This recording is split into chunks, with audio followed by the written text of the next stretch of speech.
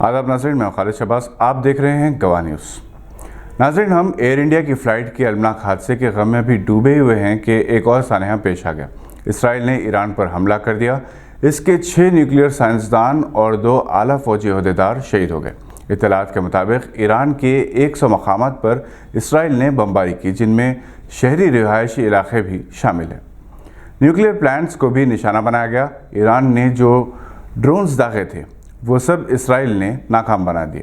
ایران کے روحانی پیشوا نے اسرائیل کو للکارا کہ اس کی جارحیت اس کے خاتمے کی علامت ہے۔ ایران کے بعض شہروں کے مساجد پر سرخ پرچم لہرائے گئے، جو دشمن سے انتقام کے عزائم کا اظہار ہے۔ اسرائیل نے ایران پر حملہ کیوں کیا؟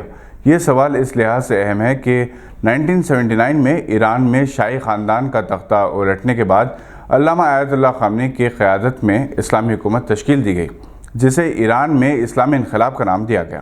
تب سے ایران کے خلاف مغربی ممالک نے سینکشنز یعنی اس پر ہر قسم کی پابندیاں عائد کی تھیں۔ 46 سال سے امریکہ صرف ایران کو دھمکیاں دیتا رہا اور کبھی بھی اس نے حملہ نہیں کیا۔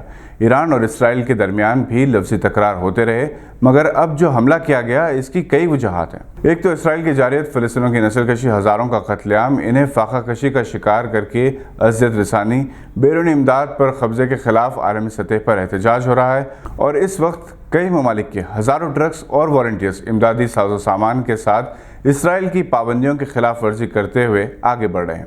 دوسری طرف امریکی پریزیڈنٹ ڈونلڈ ٹرمپ کی جانب سے ڈیپورٹیشن پالیسی کے خلاف امریکہ کے کئی شہروں میں عوامی احتجاج ہے، جس پر قابو پانے کے لیے فوج کو تعینات کرنا پڑا۔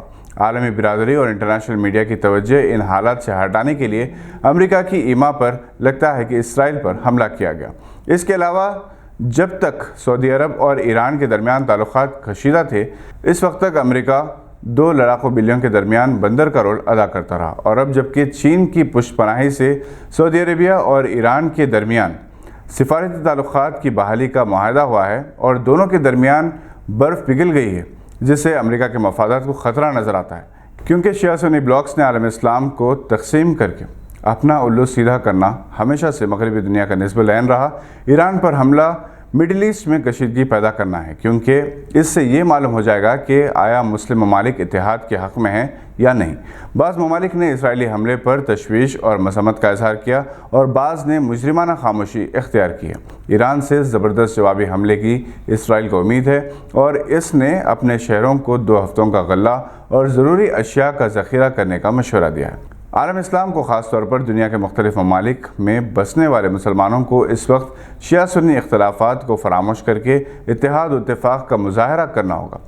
حملہ اسرائیل کرتا ہے، مگر اس کی پشت پناہی امریکہ کرتا ہے۔ حال ہی میں اس نے سعودی عرب، قطر اور UAE سے اربوں ڈالرز وصول کیے، مسلم ممالک سے اپنے دوستی کا اظہار کیا، مگر غزہ کے جنگ بندی سے متعلق اقوام متحدہ کی سلامتی کونسل کی قرارداد کو ویٹو سے ناکام بنا دی، جس سے اس کی مسلم دشمنی پالیسی اور اسرائیل کی حمایت کا ثبوت ملتا ہے۔ اس نے دہشت گردی کے خاتمے کے نام پر افغانستان، عراق کو پہلے ہی تباہ کر دیا تھا۔ اب ایران اس کے نشانے پر ہے، اور کوئی تعجب نہ ہوگا اگر آنے والے کل ان ممالک کو بھی نشانہ بنایا جائے جنہوں نے اسے اربوں ڈالرز بطور تعاون دیا تاکہ ان کا اقتدار برقرار رہے۔